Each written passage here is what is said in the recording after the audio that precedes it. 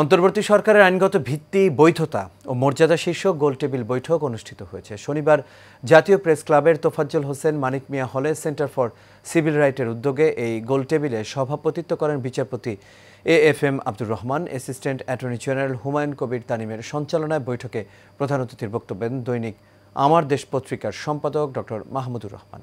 Keynote speaker হিসেবে আরও উপস্থিত ছিলেন সুপ্রিম কোর্টের হাইকোর্ট ও অ্যাপিলেট ডিভিশনের আইনজীবী ব্যারিস্টার এএসএম শাহরিয়ার কবির। এছাড়া বিশেষ অতিথি হিসেবে বক্তব্য রাখেন অন্তর্বর্তীকালীন সরকারের সংবিধান সংস্কার কমিটির অন্যতম সদস্য barrister Imran A Siddique, Bangladesh supreme কোর্টের আইনজীবী ব্যারিস্টার আক্কাস চৌধুরী, ব্যারিস্টার সাজ্জাদ আলী চৌধুরী, বাংলাদেশ সরকারের assistant attorney general Abdullah Hil Maruf Fahim, advocate Ashraful Islam, সাংবাদিক ও সংগঠক জাকারিয়া হাবিব পাইলট।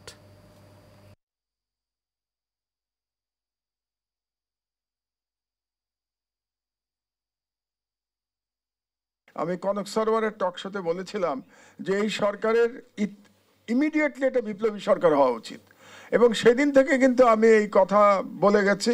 আমি দেশে ফেরার পথে পরে যে প্রথম যে সংবাদ সম্মেলন করেছি ওই দিনও আমি বলেছিলাম যে এখনো সময় আছে, মানে আমি অক্টোবরের কথা বলছি, এখনো ইউনূস সরকার তার নামটা পরিবর্তন করে এটাকে বিপ্লবী সরকার করতে পারেন।